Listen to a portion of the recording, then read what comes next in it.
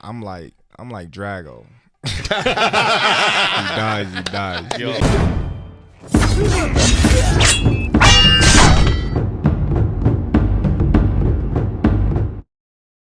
Yeah, we have another of what we call an email champion now.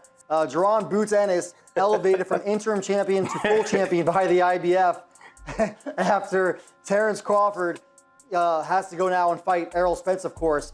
Errol Spence exercised that rematch clause after Crawford absolutely dominated him in July, and Crawford's waiting to see when that fight happens. It's supposed to happen in February, but nothing's set yet. But the IBF, they do usually follow their own rules, unlike the other ones, even if their rules don't always make sense. And the IBF does not recognize or respect rematch clauses.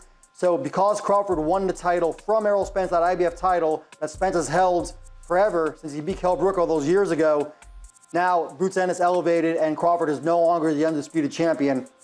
And that's why you always hear about, oh, we have to go for undisputed. If you're undisputed, you should be pushed up the pound for pound list. I say nonsense, because Josh Taylor won the undisputed and he was stripped of all of his titles but one. And now the same thing's happening to Crawford, and the same thing's going to happen to the winner of Tyson Fury and Alexander Usyk also, because the IBF has already said that if they fight each other a second time, and we know they're going to, then one of them is going to be stripped. And right now, that would be Filip Hrgović and Otto Wallin fighting for that vacant IBF title as well. So the question that I would have for the IBF is that, well, we've had Jamel Charlo actually sitting for about a year and a half without defending his world championship or IBF world championship, and that was okay. I don't get that. Please make me understand that, Cop. Why is it okay for some and not the others? I don't get it. You just had Canelo Alvarez. He ain't defended. He ain't had no mandatory defenses. He faced Ryder and he faced Jamel Charlo, who I'm speaking of right now, or Jamal. I forget their names and which one is which. So I think it's Jamel. Mel Charlo. I'm gonna say Mel. Yeah, Mel Charlo. And he ain't Mel's 54. But now you have, and then check this out. Then you have Errol Spence that been out for over a year and a half. He holds in down 3 belts, including the IBF, and he doesn't get stripped. But Terence holds the belt for what, 6 months, if that? 4 months? 3. I don't know how long it's been since the last fight. I haven't checked it out. And he's getting stripped? Are you kidding me? And there was never a mandatory defense for Errol Spence to face one of these guys, including Boots Ennis? Man, they need to stop playing, man. Be fair across the board. I understand that these sanctioning bodies, I get it. I get what you guys are trying to do. But be strict and be across the board. Not just have a selective few where you're saying, well, nah, we gonna strip him.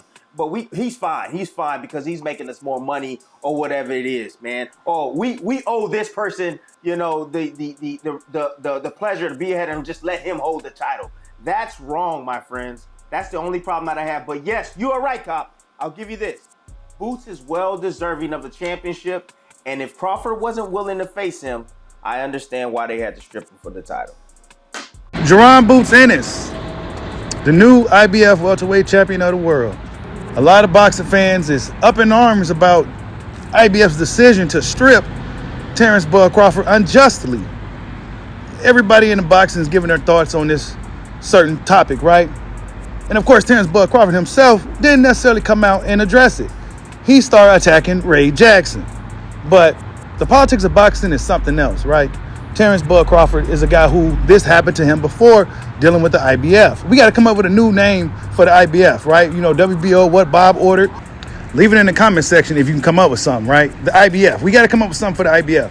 But Jaron Boots Ennis, as we saw today, we had a good live stream today. We saw Jaron Boots Ennis come out and address the situation and said, what's the excuse going to be now? I don't think this is going to change things for Jaron Boots Ennis.